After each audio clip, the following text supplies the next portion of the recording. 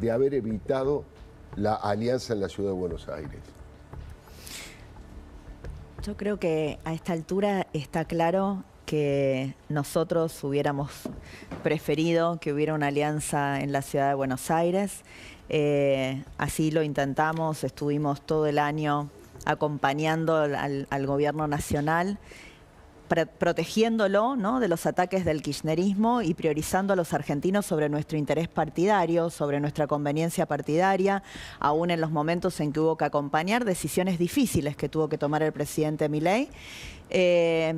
Y la verdad es que nos sorprendió que en la ciudad de Buenos Aires no hubiera también una actitud en ese sentido de cuidar a los porteños, porque la división lo único que hace es facilitarle a una fuerza política que, sacando lo mismo de siempre, puede llegar a ganar la elección en la ciudad de Buenos Aires, y que ganara la elección el kirchnerismo en la ciudad de Buenos Aires creo que es algo que los porteños, digamos, lo recibirían muy mal, ¿no? Porque esta ciudad siempre ha sido el lugar que se resguardó del kirchnerismo, este lugar en la Argentina donde cuando el kirchnerismo abarcaba todo, nosotros mostrábamos que acá había libertad, que acá se respiraba otro aire, que acá se hacía buena gestión pública, que acá se cuidaba el gasto público, que acá se hacían obras, bueno, todo lo que sabemos que significó enfrentar al kirchnerismo en su peor momento, ¿no? En el momento en el de vamos por todos, no. Esta ciudad, los porteños decidieron ser el límite al kirchnerismo, y que hoy, producto de la división, se ponga en riesgo esta situación, creo que no fue privilegiar a los porteños. Pero lo que ya pasó, y ahora tenemos que mirar adelante. Falta un mes para la elección en la ciudad de Buenos Aires, y yo creo que los porteños van a votar cuidándose a sí mismos, y por eso nos van a acompañar al PRO en la ciudad, y en octubre, cuando se decida la cuestión nacional, podrán tomar la decisión que quieran en octubre, y seguramente muchos querrán acompañar este rumbo del presidente Milei. Pero en esta elección lo que está en juego es lo local, nuestra ciudad, cómo queremos trabajar, qué hicimos estos años, qué vamos a hacer los próximos, y yo creo que nos van a acompañar. Luciano Laspina, en primera mirada, todas las últimas noticias económicas son noticias positivas. ¿Tienen alguna dificultad que valdría la pena subrayar, o hasta ahora se viene manejando bastante bien? Bueno, hubo varias etapas. Yo creo que el gobierno hizo un gran trabajo los primeros meses del año pasado. Después, de alguna forma, se engolosinó con una reducción muy rápida de la inflación, planchando el tipo de cambio. Creo que eso le generó complicaciones, y ahora da un golpe de timón en medio de la tormenta, que yo creo que es bienvenido, porque si no iban a agravarse las dificultades. Así que el gobierno me parece que está avanzando en una dirección correcta. Ahora, bueno, han aparecido otras medidas hoy, digamos, para habilitar un poquito el carry trade para no residentes, y eso trae algunas, digamos, discusiones. Pero yo creo que se ha dado un paso importante, se ha salido un esquema que no era consistente, y se ha entrado en una senda, yo diría, bastante más sostenible a mediano plazo. ¿Y algún tipo de dificultad puede generar en el corto plazo en la vida cotidiana de las personas? Bueno, es claro que esta devaluación que ha habido del tipo de cambio, se ha movido el oficial hacia arriba y se ha movido el paralelo hacia abajo, porque obviamente al darle acceso a las personas, no a las empresas, pero darle acceso a las personas, eso permite como una suerte de arbitraje entre los dos mercados que achicó la brecha cambiaria. Claro. Pero el salto cambiario obviamente va a pegar en los precios. Tenemos por delante varios meses de recalentamiento inflacionario, que quizás era inevitable, porque el gobierno había mantenido como un resorte al tipo de cambio, ahora lo largó un poquito, subió mucho la tasa de interés violentamente, aún así no compra reserva. Por eso me parece que hoy hay una medida orientada a esa dirección, para que ingresen de afuera los extranjeros a hacer carry trade o a comprar bonos del tesoro, lo que sea. Y bueno, la suba de la tasa de interés y la suba de los precios va a generar algunos meses de esta inflación, impacto sobre la clase media, impacto sobre las tarifas. Bueno, quizás era un mal trago que había que pasar, quizás había que haberlo pasado el año pasado, más lejos de las elecciones. Es lo que tenemos, no había opciones fáciles, tampoco vamos a mentirle a la gente, no es que había una panacea, que el gobierno decidió abandonar el tipo de cambio fijo porque es malo. No, se quedó sin reservas, empezó a flotar, subió la tasa de interés y con eso evitó que haya una devaluación más brusca de la que ya fue, que fue este 10-12% que vimos entre ayer y hoy, y eso va a impactar en la leche, en el pan, en la carne, en el pescado, en los alimentos y por tanto después en las tarifas. Y eso pega en el bolsillo. Estaba pensando ahí en una frase que dijiste respecto de que va a haber 2 o 3 meses de cierta estanflación, de impacto en algunos de los productos tan esenciales que nombraste. En lugar de tanta euforia, tanto abrazo, tanta alegría, tanto mandriles, sería bueno por ahí que el gobierno advirtiera esto, que avisara que vamos a tener 2 o 3 meses, que la gente se preparara porque después la cosa va a mejorar, hacer un poco de didáctica en la política en lugar básicamente de manifestar euforia. Silvia Los Penato, ¿estás conforme, estás contenta, te suma? Hoy estuviste todo el día con Mauricio Macri comiendo milanesa, bueno, ¿cómo impacta Mauricio en la ciudad? Comimos otras milanesas, unas milanesas, bueno, ahí con, foto, ¿no? sí, con un grupo de jubiladas, en el Tábano, ahí en Coglan, este club tan tradicional que está a 2 cuadras de la casa de mis papás, donde yo viví ahí en esa zona más de 12 años de mi vida, ahí, así que a 2 cuadras de ahí. Yo creo que fue muy lindo, digamos, toda la recorrida con Mauricio. Además, hoy recorrimos Villa Pueyrredón, que también es un barrio para mí, es el barrio donde mi papá tiene un taller de chapa y pintura hace 60 años, así que conocí a todos los vecinos, y estuvimos caminando. Y hay una cosa, entre el PRO y el porteño hay una relación de años. ¿Viste? Cuando ese amigo que tenés hace muchos años, ese que... Bueno, a veces te enojás, a veces te desenojás, pero que lo querés porque sabés, es confiable, y yo creo que eso pasaba.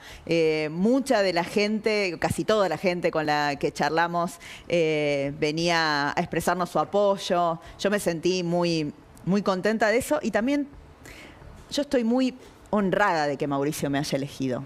La verdad que para mí, que tengo una historia en el PRO de muchos años, que Mauricio haya pensado que yo hoy puedo representar estos valores que tienen los porteños, esta idea del mérito, del esfuerzo, de construir, de ser serios en el trabajo. Y bueno, para mí a mí me honra, y caminar con él, nada, fue un gustazo, así que estuvimos todo el día. Recién dijiste, Silvia, que bueno, esta elección es una elección local, que tienen que votar los porteños con esa idea, y que en octubre verán si deciden apoyar o no al presidente Milei, en el sentido de que es una elección nacional. En ese sentido, ¿vos creés que se va a plebiscitar la gestión de Jorge Macri en la ciudad? No, mira, si hay 2 cosas que no es esta elección de mayo, no se elige ni jefe de gobierno ni presidente. Esa es una decisión del 27, porque no hay que confundir. Se eligen legisladores. Y esto es importante decirlo porque yo escucho algunos candidatos que te hacen propuestas como que vayan a ser jefe de gobierno. Y eso no es cierto. No lo pueden hacer, porque van a entrar, digo, lo máximo que van a conseguir es un lugar en la legislatura. Porque Macri tiene que gobernar 2 años exactamente, más. Hasta el 27 tiene que gobernar, así que es una elección de legisladores. Ahora, los legisladores igual hacen cosas importantes. Es relevante quién está sentado en la legislatura, ¿no? Porque en la legislatura se define, no solamente se definen las prioridades del gasto, se definen si esta ciudad es una ciudad que va a dejar de invertir en obra pública o que va a seguir invirtiendo en obra pública. Si es una ciudad que va a seguir invirtiendo en educación o no nos parece que la educación pública es relevante, si nos parece que hay que priorizar o no priorizar la salud pública, pero también tiene otras cosas donde yo ahí me asusta un poco que Santoro con lo mismo voto de siempre pueda ganar la elección, porque hay muchas cosas vinculadas al orden público que definen los legisladores porteños, ¿no? Los legisladores porteños deciden si combatimos o no la mafia de los trapitos.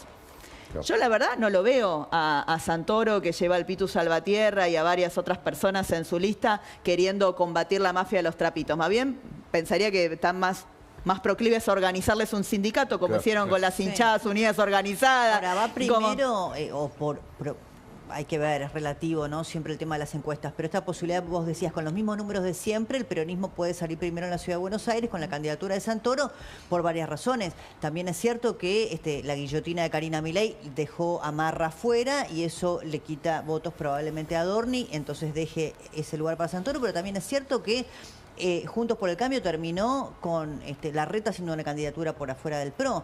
Entonces, sí, todo es parte de lo mismo, ¿no? que haya 17 listas en una elección creo que no habla bien de nadie, ¿no? Porque es complicarle la vida al ciudadano porteño que va a encontrar toda esa tremenda oferta electoral.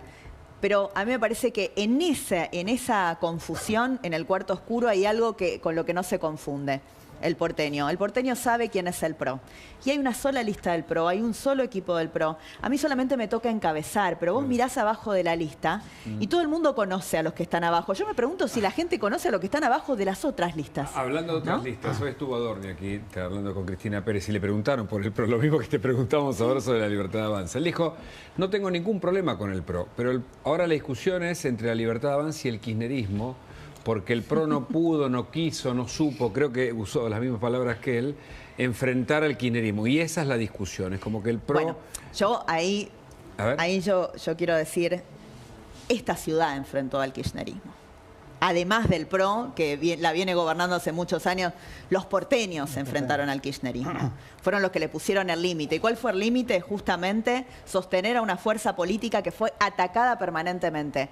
Cuando otras fuerzas políticas no existían en el escenario argentino, los que estuvieron acá y le pusieron el cuerpo fuimos los del PRO. Fue Mauricio, en primer lugar, que fue probablemente el dirigente político más atacado por el kirchnerismo. Le hicieron a esta ciudad todos los daños que podían hacerle y así todos salimos adelante.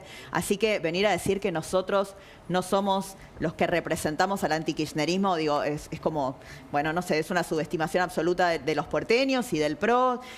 Nosotros sabemos dónde estamos, estuvimos siempre en el mismo lugar y toda la gente de nuestra lista estuvo en el mismo lugar. Nosotros no tenemos gente que haya estado en el kirchnerismo hace 5 minutos, ninguno.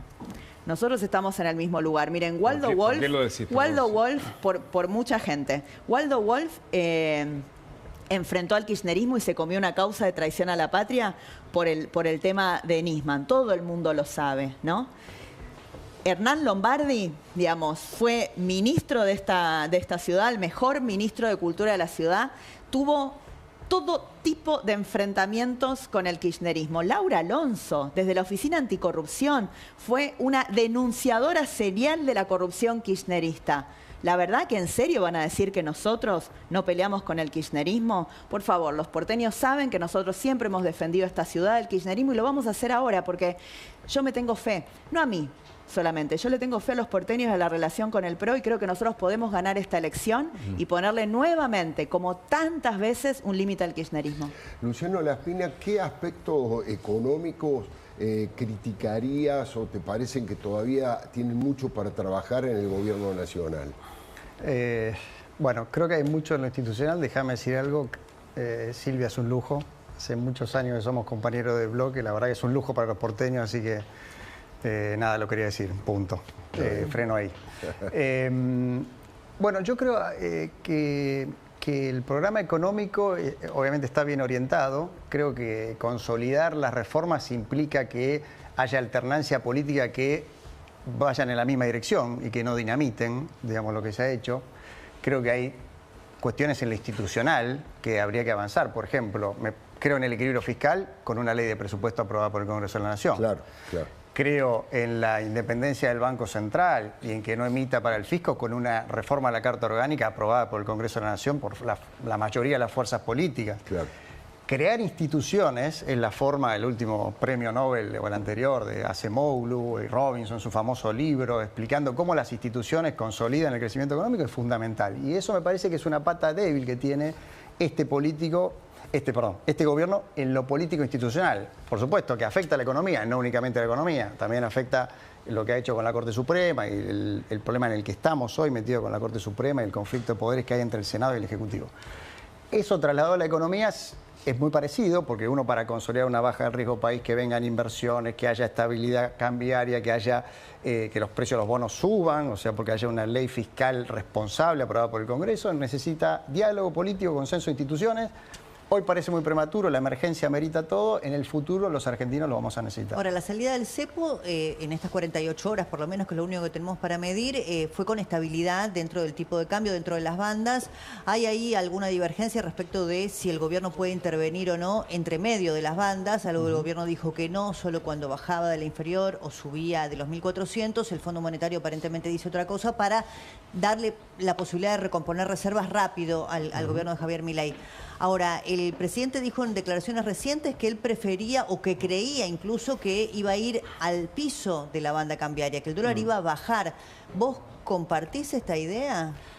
Bueno, yo creo, a ver, el gobierno de alguna forma empezó a quedarse sin reservas porque la cuenta corriente, que es la diferencia entre lo que importamos y exportamos, por decirlo muy rápidamente, empezó a debilitarse y bueno, eso empezó a debilitar las reservas. Y se suponía que la flotación era una forma de corregir esto. Pero el presidente ayer tuvo una frase que fue muy clara, que dijo, la apreciación cambiaria, así que el dólar baje no es una consecuencia de la política, es un objetivo de nuestra política. Con lo cual, de alguna forma, hoy toma una medida para que ingresen dólares del exterior. Sí, capitales especulativos, digamos. Pero exactamente, con la idea de que hacer un poco lo que vos decís, que baje y pegue contra el piso de la banda y no tener que empezar a comprar reservas un poquito más arriba. Es que el ancla cambiaria es el objetivo que tienen para bajar la inflación. Claro, pero ahora recurriendo a otro sistema, no necesariamente al cepo que tenía y al Crowley-Peck, sino a traer dólares de afuera del mercado financiero. ¿No? Y eso puede ser un poco peligroso a mediano plazo. Yo no lo recomendaría. Claro. Creo que el gobierno de alguna forma está un poquito ensañado en domesticar mandriles. ¿En qué sentido? Si vieron que no iba a haber devaluación y como hubo 12 y pico de devaluación, 10-12% de devaluación, dice, bueno, ahora bajémoslo hasta el piso de la banda, que es mucho menos, y está tomando medidas muy fuertes. Para eso está subiendo la tasa de interés y ahora le permite que los de afuera, que hasta ahora medio que no querían entrar al corralito. Temporal, ¿no? Claro, sí, le dice por 6 meses te tenés que quedar, que me parece prudente, pero digamos, lo que está haciendo es al mismo tiempo que le permite a los no residentes ingresar, les dice a todas las firmas locales que son residentes que no pueden salir. No. Como yo digo, mira, vengan a Guantánamo 6 meses, los que entran, después pueden salir, salvo que decidamos algo contrario. Es medio raro, ¿no? Yo no entraría, pero en definitiva esa es un poco la señal. La señal es, voy a hacer todo para que se desplome el tipo de cambio a un nivel que mucha gente decía que era muy bajo, pero que se refleja básicamente en esto que yo decía, que es que la cuenta corriente, que es la diferencia entre los dólares reales que exportamos y lo que gastamos de importaciones, tiende a sufrir y a ser negativa y eso a la larga no es bueno. Por eso de algún modo quiere que el campo liquide, ¿no? Y habló de la vuelta de las retenciones. Me parece que va en el mismo sentido, sí, ¿no? De los pero la dólares mecánica es la misma. No le está diciendo que, digamos, lo que está diciendo, mirá, si no liquidas ahora, en 6 meses pagas más retenciones, venía antes. Te subo tasa de interés, venía antes. Pero en el fondo es como una bicicleta financiera para traer. No digo que esté mal salir del cepo, se suponía que vamos a un sistema de flotación con más, digamos, más libertad. Claro, si vos, digamos, hacés lo que, digamos, tomás todas medidas que en el fondo están emparchando ese dólar bajo, en realidad no estás sincerando, estás cambiando un torniquete por otro. Eso es lo que estoy diciendo. Entonces, bueno, es un camino. Yo creo que dio un paso importante el gobierno, va en la dirección correcta, quizás quiere que el proceso sea muy gradual o quizás quiere llegar hasta las elecciones tocando el piso de la banda, que es lo que ha dicho el presidente, por un objetivo político, de la misma forma que antes por ahí pretendía llegar a las elecciones con la regla de Crowley-Peck, después no sé si cambió antes o 8 meses antes, como dijo el ministro, pero eso un poco discursivamente cambió, al menos. Primero la devaluación decreciente, después la flotación. Bueno, ahora se está haciendo con otro mecanismo. Me parece que se está flexibilizando, está yendo en la dirección correcta, pero no hay que abusar, de los torniquetes. Ya que es una elección local, 2 temas que son muy preocupantes al ciudadano en Buenos Aires. ¿Qué proyectos, ya que no vas a ser intendente, pero sí vas a ser concejal seguro, qué proyectos se podrían presentar para, primero, resolver el tema de la gente en situación de calle, que ha crecido de una forma geométrica en la ciudad de Buenos Aires, y sobre todo el tema de la basura, todo el tiempo. Yo sé que ahora han descubierto a 2 personas del gobierno nacional que estaba tirando basura para perjudicar al gobierno, pero digo, más allá de esa actitud cobarde, nefasta, digo, en general, está la basura tirada alrededor de los containers y todo eso. ¿Qué se puede hacer de la legislatura para ayudar a resolver eso? Los dos temas que mencionaste están vinculados entre sí, Claro. ¿no? Porque el aumento de la gente en situación de calle hace que haya más gente que revuelve la basura para comer y también para sacar, digamos, cartones o cosas que puedan vender y desordenan, porque no es que sacan y vuelven a guardar, sino que sacan la basura y la dejan afuera. Y entonces ahí hay un problema social, por un lado, porque nadie elige vivir en la calle. O sea, realmente no podemos desentendernos de que hay un problema social que además nos desborda del conurbano bonaerense, lamentablemente, porque la mayoría de esas personas, 7 de cada 10 para ser exactos, provienen de la provincia de Buenos Aires. En relación a las leyes, hay una ley nacional para la gente en situación de calle que obliga a tener, que las provincias tengan que tener refugios para estas personas. Bueno, la Ciudad de Buenos Aires la cumple.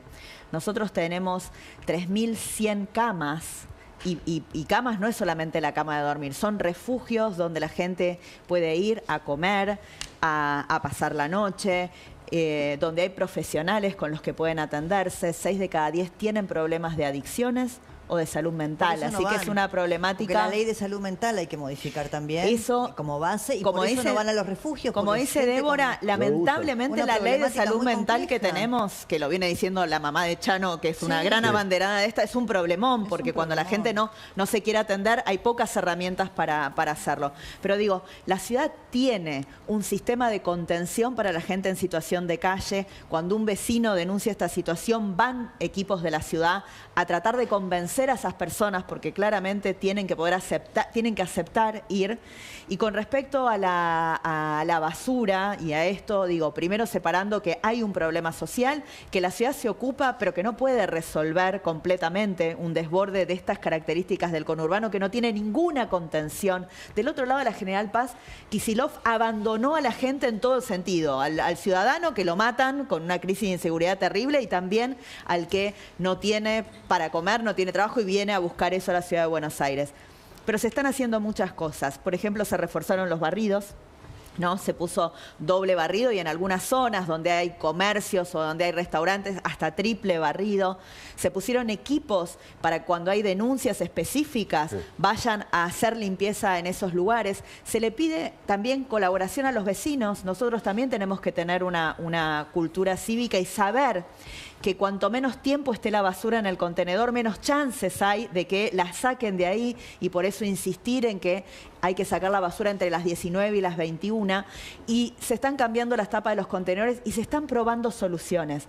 Lo que te puedo decir es, primero, no negamos el problema, porque nosotros no somos Aníbal Fernández que decimos que las cosas son sensaciones de las personas.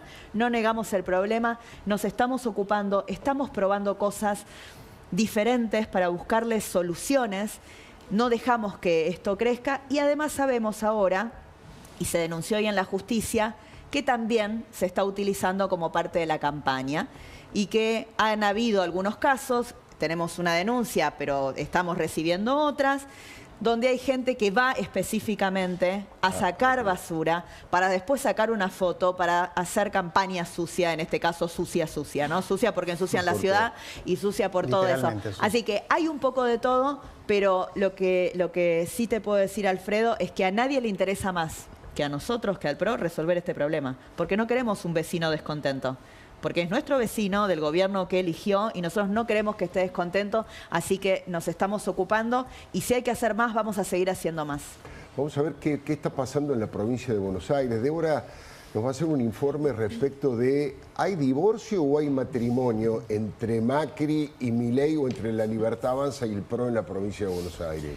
Bueno, la situación está complicada, ¿no? Si lo pongo en términos sentimentales, no sé, es una relación un poco tóxica en este momento.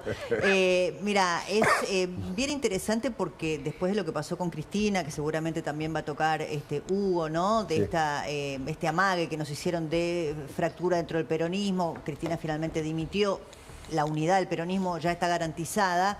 hoy además se suspendieron las PASO en la provincia, bueno, amerita de manera urgente que la oposición al peronismo vaya unida. Es la única garantía de vencer al kirchnerismo en la provincia de Buenos Aires.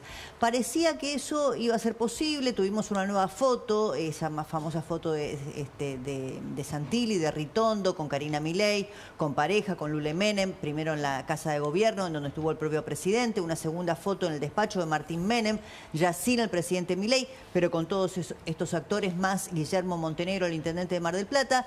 El presidente Milei hace referencia a las fotografías, dando cuenta de que estas fotos muestran que hay vocación de acordar en la provincia de Buenos Aires. Pero mientras dice que hay vocación de acordar, al mismo tiempo, bueno, agravia a Mauricio Macri, a Jorge Macri, y los responsabilizan de algo que para él es un tema muy sensible, que es su hermana Karina Milei. Escúchalo. Yo le hago una pregunta. Por el tema de la ciudad también se generó mucho problema y, digamos, y están demonizando a mi hermana de una manera absolutamente injusta.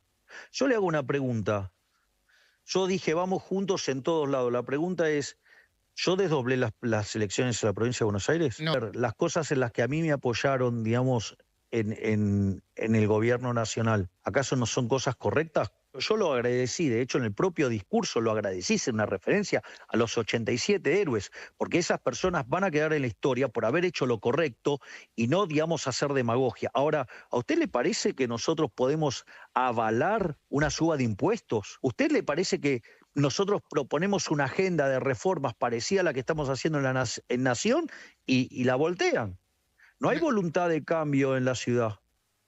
Bueno, seguramente Silvia tiene para responder, pero para ver que las posibilidades de acuerdo en la provincia aparecen cada vez más borrosas, o por lo menos con este tono, el presidente Macri, después de estas declaraciones de Milei, claramente entendiendo que para el presidente Milei el tema de la hermana es muy sensible, dijo lo siguiente: hasta ahora no he escuchado al presidente y mucho menos a la hermana y al Triángulo de Hierro decir queremos un acuerdo con el PRO en la provincia de Buenos Aires. Y creo que hay una placa más de las declaraciones del expresidente Macri en este mismo sentido, ¿no? Ha habido dos fotos y mucha conversación en los diarios, pero no es una conversación sobre cómo se ponen de acuerdo el PRO y la Libertad Avanza, sino qué dirigentes del PRO van a ser candidatos de la Libertad Avanza, ¿no? Lo dice por Santilli, ¿no? Dando a entender que está más violeta que amarillo, pero que es un acuerdo de dirigentes en todo caso y no un acuerdo partidario.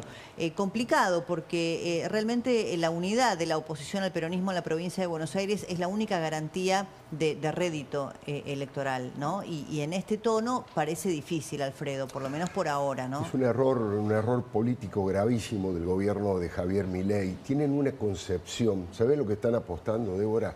A sacarle otros dirigentes, Santilli, si pueden, a Cristian Ritondo, a Montenegro, igual que fue Diego Valenzuela, o Claro, Patricia Burrich, sí. y decir, hicimos el acuerdo con estos dirigentes.